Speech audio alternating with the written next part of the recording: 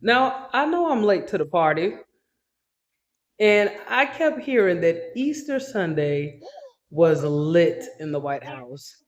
And at first, I thought everybody was talking about how they have the whole Roger Rabbit and the president talking, because they do this whole thing during the holiday where during Thanksgiving they pardon the turkey and then Christmas they light the Christmas tree, yada, yada, yada. But then I learned that Trump was acting crazy about the Strait of Hormuz. I have been in my feelings ever since this war with Iran kicked off. And I knew it wasn't going to be an in and out thing. I knew it wasn't going to be like easy, the way that everybody kept saying it was going to be easy. Yeah, this is our president, ladies and gentlemen. Back to President Trump's threats that he has repeated now to target Iranian energy and transport infrastructure if Tehran doesn't open the Strait of Hormuz. This is what Donald Trump posted on Truth Social, and we have blanked out a swear word. He said Tuesday will be Power Plant Day and Bridge Day all wrapped up in one. In Iran, there will be nothing like it. Open the, and this is where President Trump uses an expletive, straight, you crazy bastards, or you'll be living in hell. Just watch. Praise be to Allah. Now, I'm an American to my heart. And in America, the citizens here, we have this thing where we're not really affected by stuff. Like, we know something is happening that shouldn't be happening.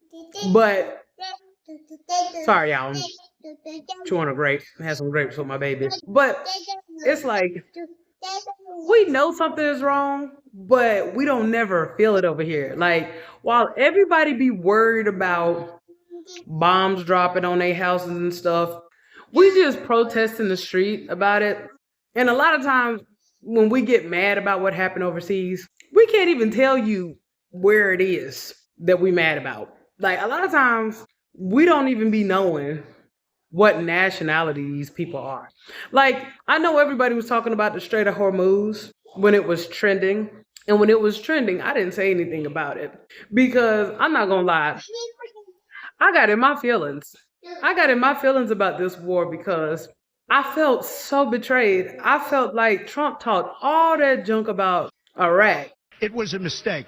The war in Iraq, we spent $2 trillion, thousands of lives. We don't even have it. Iran is taking over Iraq with the second largest oil reserves in the world.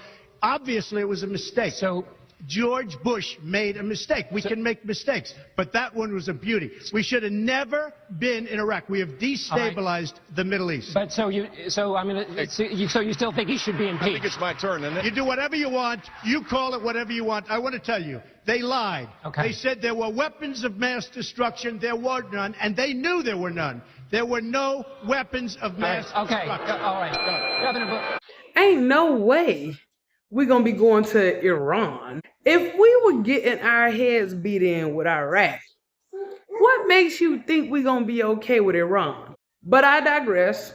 Just hearing him dropping the F-bomb and dropping the B-bomb and all that, I felt like, I don't know why my first thought was, you can't really call those people over there bastards because they be having multiple wives. I mean, the probability of them being illegitimate, see, that's the problem. I'm doing the American thing. Well, on a lengthy post in X, former Congresswoman Marjorie Taylor Greene, she was a prominent figure associated with the MAGA movement, is just one of the people to respond. She wrote, everyone in his administration that claims to be a Christian needs to fall on their knees and beg forgiveness from God. I know all of you and him, and he has gone insane. All of you are complicit. Trump threatened to bomb power plants and bridges, hurts the Iranian people, the very people that Trump claims that he was freeing. Okay, now I remember this. I remember when Trump was like, oh, yeah, we took out your leader. So now, you guys, it's up to you. Like this is some kind of Hollywood movie. Like we killed the queen of the beehive and all of a sudden all the bees are free. No, that is not how regime change works. I don't know. You know what? I'm not even going to sit here and say I don't know why he made that decision. Trump lives in his own world.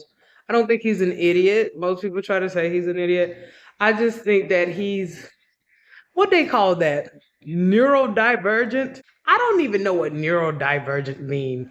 It just sounds like the neurons diverge, like they just go on different paths. I feel like it's like an algorithm to where it's like, you're gonna pick A road or B road. And then after you pick A road or B road, A road has one and two, B road has C and D. And then he just goes on A road and he doesn't realize that there are no, he doesn't realize that there's like reality where there isn't like a finite outcome for the rest of us. I'm not trying to sit here and complain.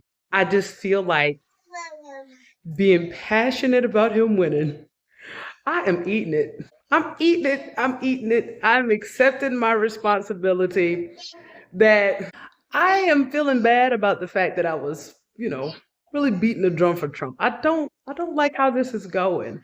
I don't think he truly thinks out what he's doing. And I know every liberal like, duh, stupid. But come on, man. I mean, the other option was Kamala. Cut me some slack. Anyway, Marjorie Taylor Greene, what she had to say about this whole thing, she's absolutely right. Like, I'm starting to feel like, he's lost his mind, his whole and complete mind.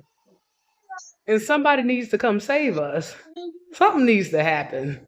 There's been some trolling of the president as well from Iranian embassies around the world reacting to that post. Have a look at what some of them have been saying. This is the embassy in South Africa who said, seriously, think about the 25th Amendment, Section 4. That's a reference to the constitutional provision which allows for the vice president and the majority of cabinet to declare the president unfit for office.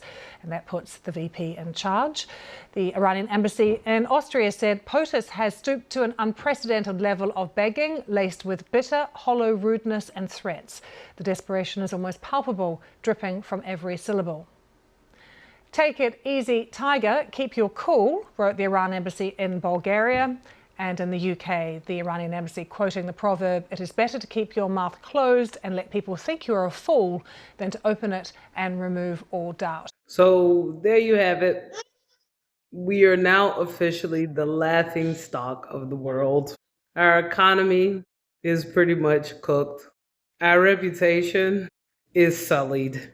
And I'm still a patriot. I'm still proud to be an American, But I got a feeling that America is kind of going through a decline. And I'm kind of scared of that. I'm like, what if America is no longer a superpower? I don't like that. I don't like to think about that. At this point, I feel like it's just hopeless. I was really looking forward to Trump kind of maybe getting some perspective. Maybe somebody can talk to him and tell him that this is going entirely too far.